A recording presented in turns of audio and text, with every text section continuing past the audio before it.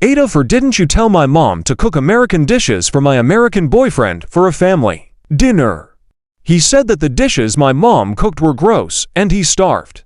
I come from a multinational family. My mother is a Volga Tatar, a national minority of Russia, and a Russian. My father, who died 2 years ago, is Ukrainian and Belarusian.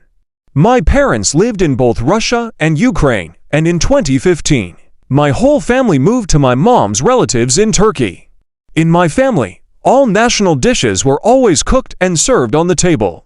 My boyfriend is an American. A week ago, we flew with him to my mother in Turkey, and she made national dishes. There were dishes of Tatar, Russian, Belarusian, and Ukrainian cuisine, as well as several dishes of Turkish cuisine. During dinner, my boyfriend looked annoyed. He barely touched the dishes. My mom asked him if he liked the food. He replied rather irritably that he was not hungry. After dinner was over and we moved into my room, I asked what was wrong. My boyfriend rudely said that in the civilized world, eating horse meat is as wild as eating human flesh. Horse meat sausage is a national dish of the Tatars. He also said that okroshka, this dish, is traditionally eaten in Eastern Europe in the summer. But my mom cooked it now so my boyfriend could try it. Looks and smells gross.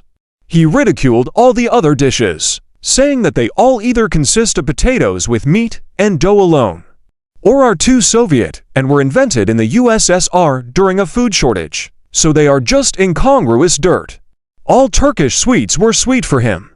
I asked him why he was so mean, and he said it would be decent if my mom cooked some of his usual American dishes and that he was hungry because of me. Ada. My mom just wanted him to get to know the culture of our family. There was nothing wrong with the dishes she cooked. If he didn't want to eat horse meat or okroshka, he could eat traditional Tatar triangular pies with potatoes and duck meat. There was also a whole dried goose on the table. It's very tasty, and sweets with honey. Should I really tell my mom to cook American dishes? Ada for wanting to keep the jewelry from our fake marriage. I 26 FAM fake married to Hazen to 7M. We're both super gay and needed to get our very religious families in a strict culture off our backs. Hazen is from NYC while I am from Texas. It's not a legally binding marriage, but we had wedding ceremonies with our families and only us and a few of our friends knows the deal.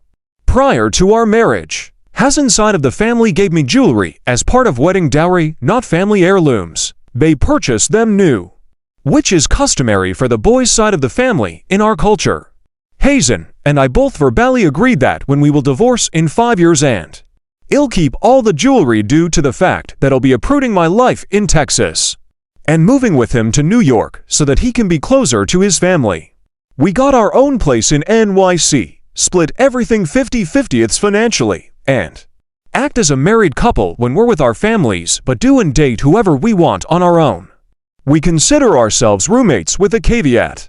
I know in the Western culture it makes more sense to cut out toxic families, but we don't want to do that and would rather go through this complicated way to find our freedom. It's been 2 years into this arrangement, and Hazen wants to move in with his boyfriend and come clean to our families. I'm not at a point where I'm ready to come clean, but if he wants to do that, then I'm not stopping him, and I know that means my family will be finding out too. It also comes with the additional job of me now having to either move back to Texas or keep my job in NYC and look for a new place, which I am not fully financially prepared for yet. Since Hazen is breaking our initial agreement of staying married for 5 years, I told him that I am keeping the wedding dowry jewelry, which led to us having a big fight, as he thinks I am not entitled to it due to us not being married for real. My reasoning is that I moved to another state at his insistence. I did it with the expectation that if he were to break our agreement, I'd be financially covered by keeping the jewelry. I would not have moved to another state if I didn't have that financial security all discussed and agreed upon between us prior to our arrangement.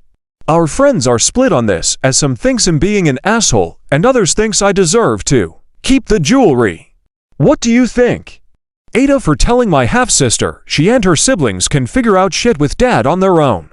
I 36F have a brother 38 meters, and we have 3 half-siblings from our dad's second marriage 25F. 23 meters and 21 meters. My brother and I lost our mom as kids. Our dad took a year and told us that was enough time hanging onto the past. He remarried within the year of saying that, so a little under 2 years after the death of our mom. He told us once people die, they need to be left in the past after a period of time, and you work on filling their role and replacing them as much as you possibly can. The whole thing was gross. He would become extremely frustrated when we did not leave mom in the past. His second wife was also part of this mindset. It worked for her, so she really pushed for us to do the same. When she was pregnant with half-sister, she told us it would be unfair for the baby to be born into an ununited family, and that my brother and I had to accept she was our mom now, and she had taken her place. Dad was cheering her on with that little talk. My brother and I were never close to our half-siblings. They picked up a lot of their parents' attitude about we should leave mom in the past and let second wife be mom. They blamed us for others, knowing we were not a true nuclear family, and instead were a blended family.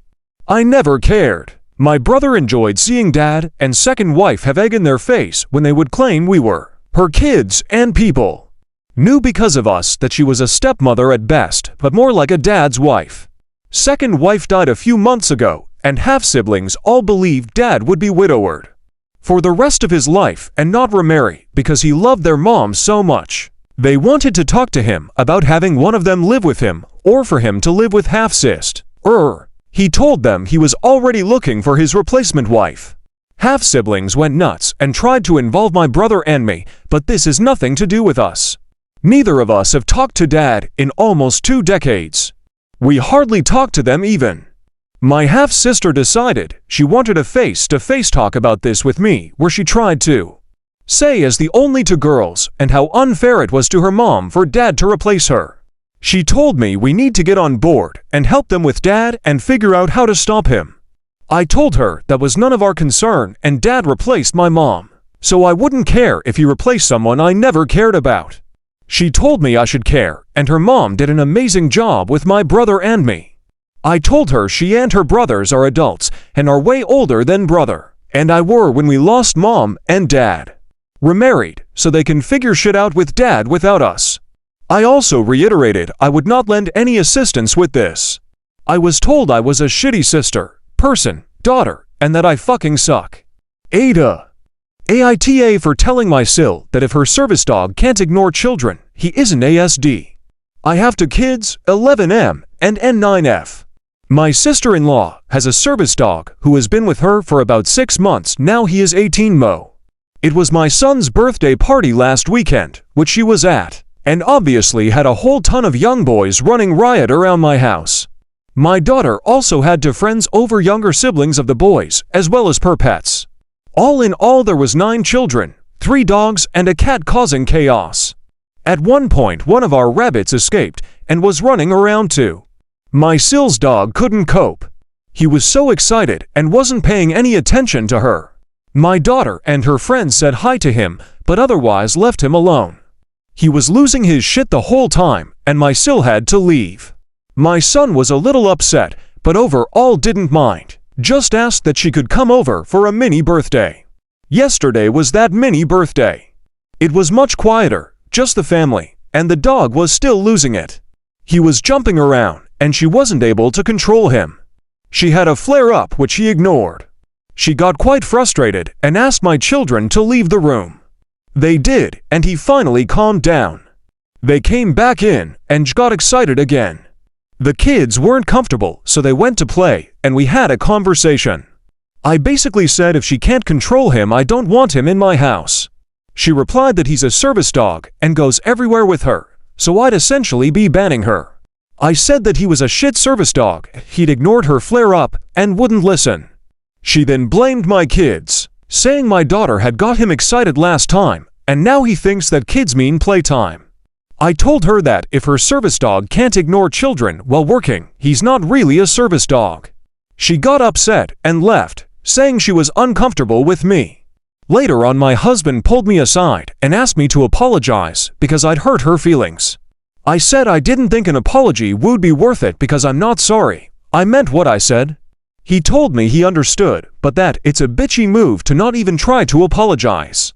She then texted me and said that he had a situation with a child when he was in training, but she is paying out money to get him retrained. I don't know what the situation is, but I do feel bad. I think she was trying to use my kids to socialize him, and it hasn't worked, and I feel much worse. I haven't yet responded, because I do still somewhat stand by what I said, but I also feel awful about making her feel so insecure. Ada.